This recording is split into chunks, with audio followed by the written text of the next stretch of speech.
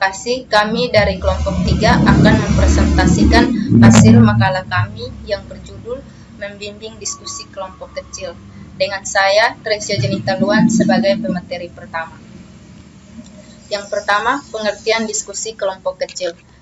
Diskusi kelompok kecil adalah suatu proses kegiatan yang berlangsung secara terkontrol dan teratur dengan beberapa orang saling bertatap muka, digabung menjadi satu kelompok atau kelompok kecil yang saling berinteraksi dalam mengungkapkan pemikirannya masing-masing.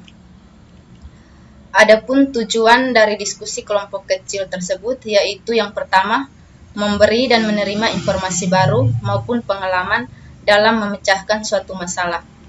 Yang kedua, mengembangkan pengetahuan dan kemampuan untuk berpikir dan berkomunikasi dengan orang lain. Dan yang terakhir, melibatkan peserta didik dalam perencanaan dan pengambilan keputusan. Yang ketiga, manfaat diskusi.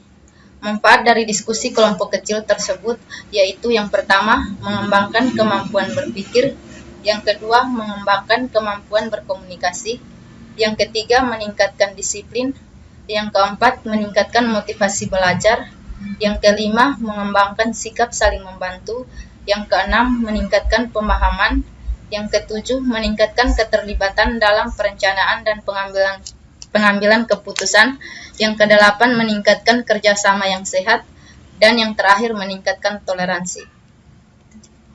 Materi yang berikut adalah prinsip pelaksanaan diskusi.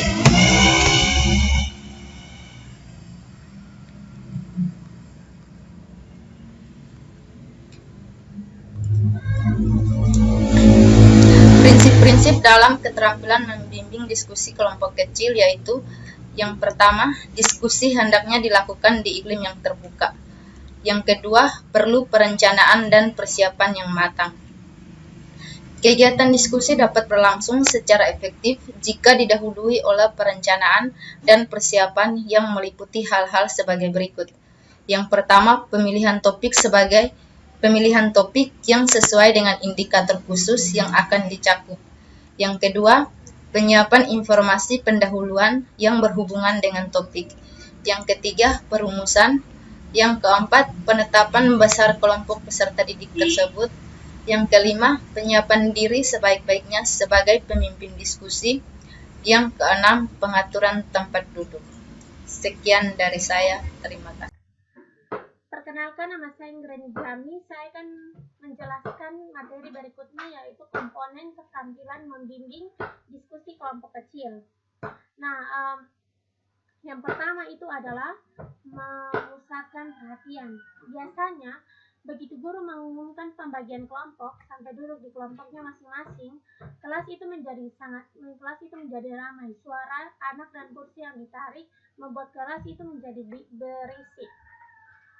Kondisi seperti itu tidak boleh dibiarkan berlama-lama sehingga guru harus mengatasi masalah tersebut.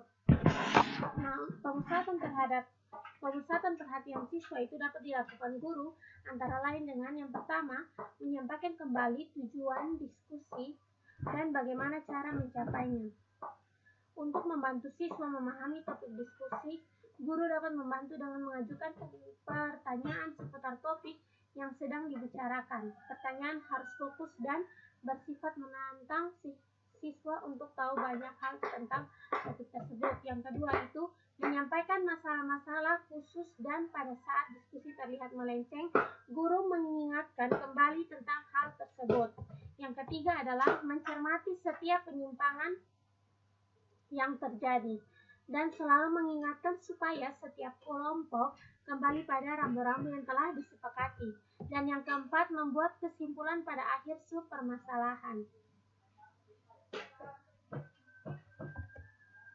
Yang berikut adalah komponen berikut adalah memperjelas masalah dan memberikan urunan. Dalam diskusi kelompok kadang diwarnai oleh silang pendapat antar anggota kelompok. Guru mendengarkan apa yang diperdebatkan oleh anggota kelompok tersebut. Bila perdebatan untuk mendapatkan sebuah kesepakatan, maka itu pertanda bagus untuk berkembangnya kemampuan komunikasi antar siswa.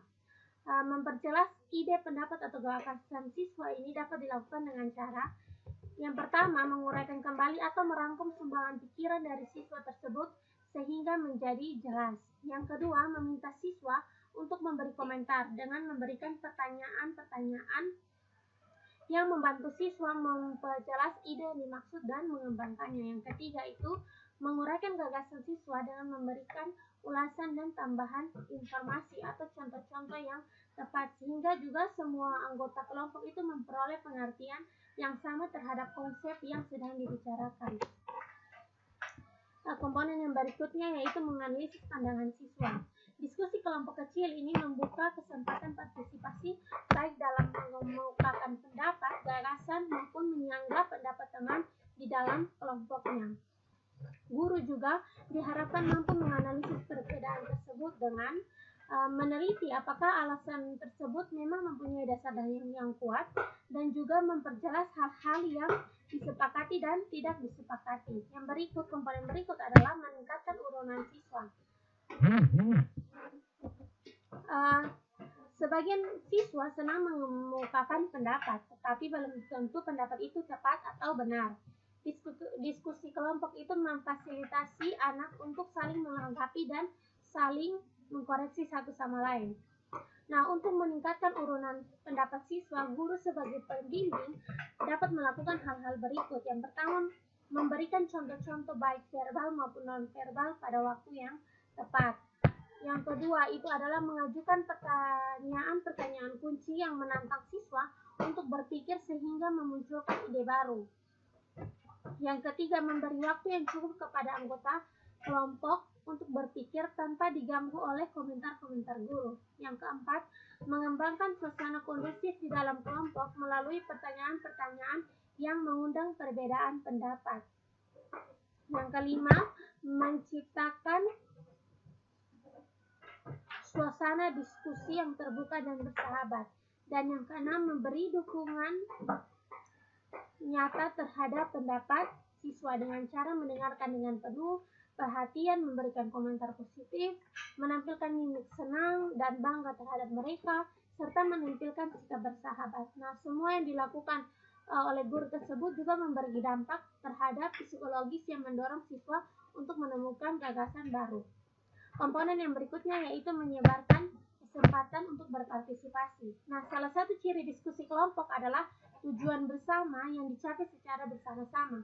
Tugas guru pada saat siswa berdiskusi adalah memantau jalannya diskusi, mengamati apakah ada siswa yang pasif di dalam kelompok karena tidak diberi kesempatan atau memang karena pemalu atau tidak punya keberanian untuk mengemukakan pendapat. Nah, upaya yang dilakukan guru untuk mengatasi masalah ini itu yaitu dengan mengeluarkan pernyataan untuk meyakinkan bahwa siswa itu dia pasti bisa, dan juga mengatasi kondisi pembicaraan serentak itu misalnya lebih dari satu orang bicara dan secara bersamaan, terus mencegah monopoli pembicara oleh siswa tertentu, mendorong siswa juga untuk memberikan komentar terhadap gagasan temannya. Dan juga apabila siswa di dalam kelompok itu tidak menemukan kesepakatan dari apa yang mereka debatkan, guru itu dapat menengahi dengan cara memilih salah satu pendapat dan meyakinkan siswa dengan berbagai alasan lain bahwa pendapat inilah yang paling tepat. Komponen yang berikutnya yang terakhir adalah menutup diskusi. Nah, agar satu diskusi itu memberikan makna bagi siswa dan guru, seorang guru itu dapat gambaran apakah tujuan diskusi itu tercapai atau tidak. Nah, sebagai pemimpin diskusi, guru itu harus menutup diskusi. Nah, aktivitas penutupan diskusi itu adalah membuat rangkuman hasil diskusi itu dapat dilakukan oleh guru dengan menghimpun pendapat siswa dari semua kelompok. Nah, ini juga dapat dilakukan oleh seorang guru dengan menunjuk salah satu atau dua kelompok untuk mempresentasikan hasil diskusi mereka. Guru juga berperan sebagai narasumber yang menarik dari apa yang disampaikan oleh siswa. Yang kedua, memberikan gambaran tindak lanjut atau menyampaikan topik diskusi berikutnya. Dan yang ketiga adalah bertukar pendapat dengan siswa tentang proses diskusi yang sudah berlangsung untuk untuk mengetahui pendapat siswa atau kepuasan mereka terhadap proses diskusi. Nah, hasil diskusi ini juga menjadi masukan berharga bagi guru untuk merencanakan diskusi berikutnya lebih sesuai dengan kebutuhan siswa. Yang berikut adalah syarat-syarat kelompok yang efektif. Nah, untuk menjadikan kelompok diskusi yang efektif itu memiliki syarat sebagai berikut. Yang pertama itu anggota kelompok harus heterogen, di mana terdiri dari peserta didik yang memiliki berbeda kemampuan. Yang kedua itu anggota mampu mengatasi masalah tersebut setelah menyadari dan memahami potensi serta kelemahan dan potensi untuk mengatasi masalah yang dibahas. Yang ketiga adalah masalah yang dibahas mengakibatkan timbulnya berbagai jawaban yang berbeda-beda. Yang keempat, tiap anggota bertanggung jawab memberikan sumbangan untuk mencapai tujuan kelompok. Dan yang kelima adalah dalam kegiatan kelompok terjadi proses pertukaran pendapat.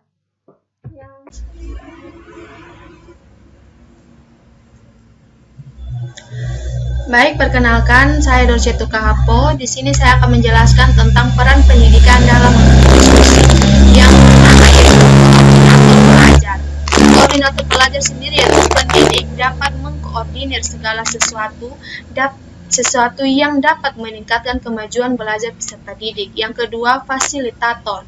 Di sini pendidik dapat membantu mengelola suatu proses pertukaran informasi dalam satu kelompok dan membantu bagaimana diskusi berlangsung. Yang ketiga yaitu perencanaan tugas bersama, yaitu pendidik yang merencanakan tugas yang harus dikerjakan oleh peserta didik. Yang keempat, katalisator, yaitu adalah penghubung antara informasi dengan peserta. Dan yang berikutnya yaitu pemandu aktivitas peserta didik. Narasumber sendiri yaitu pendidik sebagai narasumber untuk membantu peserta didik menyelesaikan suatu masalah, baik masalah individu maupun masalah sosial. Yang terakhir yaitu penilaian kemajuan kelompok.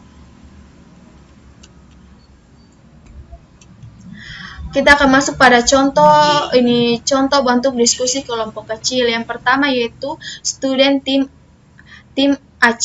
achievement divisions, yaitu peserta didik dalam suatu kelas dibagi menjadi beberapa kelompok kecil. Anggota-anggota dalam setiap kelompok bertindak saling bekerja sama.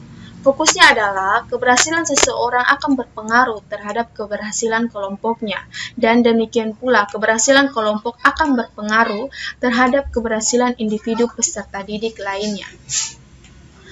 Yang berikutnya yaitu complex instruction, yaitu complex instruction ini yaitu titik tekan metode ini adalah pelaksanaan suatu proyek yang berorientasi pada penemuan, khususnya dalam bidang sains, matematika, dan ilmu pengetahuan sosial. Fokusnya adalah menumbuhkan ketertarikan semua peserta didik sebagai anggota kelompok terhadap pokok bahasan yang dibahas. Yang berikut yaitu Team Accelerated Instruction, yaitu metode ini merupakan kombinasi antara pembelajaran kooperatif dan kolaboratif dengan pembelajaran individu. Secara bertahap, setiap peserta didik sebagai anggota kelompok diberi soal-soal yang harus mereka kerjakan sendiri terlebih dahulu. Setelah itu dilaksanakan penilaian bersama-sama dalam kelompok.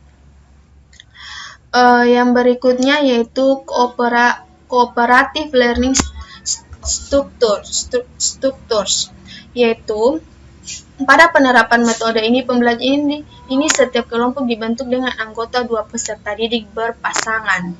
Seseorang peserta didik bertindak sebagai tutor dan yang lainnya bertindak sebagai tutor. Tutor mengajukan pertanyaan yang harus dijawab oleh tut. Bila jawaban tut benar, ia memperoleh poin atau skor yang telah ditetapkan terlebih dahulu. Yang berikut yaitu learning together, yaitu pada metode ini kelompok-kelompok sekelas beranggotakan peserta didik yang beragam kemampuannya.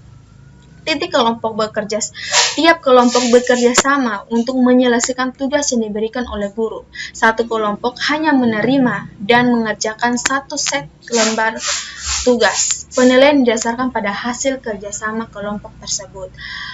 Yang berikutnya yaitu Teams Games Turnamen. Pada metode ini, setelah belajar bersama kelompok sendiri, para anggota suatu kelompok akan berlomba dengan kelompok lain sesuai dengan tingkat kemampuan masing-masing. Penilaian didasari pada jumlah nilai yang diperoleh kelompok peserta didik. Yang terakhir yaitu Group Investigation, yaitu pada metode ini semua anggota kelompok dituntut untuk merencanakan suatu penelitian, beserta perencanaan pemecahan masalah yang dihadapinya. Kelompok menentukan apa saja akan dikerjakan dan siapa saja akan melaksanakannya berikut bagaimana merencanakan penyajian di depan forum kelas. Penilaian didasari pada proses dan hasil kerja sama. Dari semua metode pasti ada keuntungan dan kekurangannya masing-masing.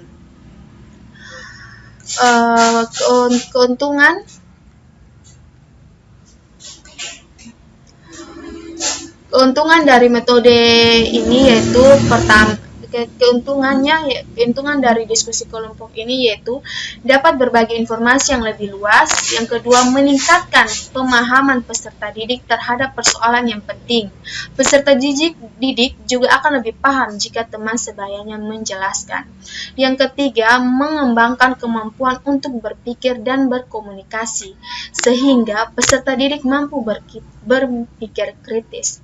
Yang keempat yaitu meningkatkan ketertiban dalam merencanakan dan mengambilkan keputusan. Yang kelima, terbina semangat kerjasama yang sehat serta kelompok yang bertanggung jawab dan dapat mengembangkan jiwa sosial.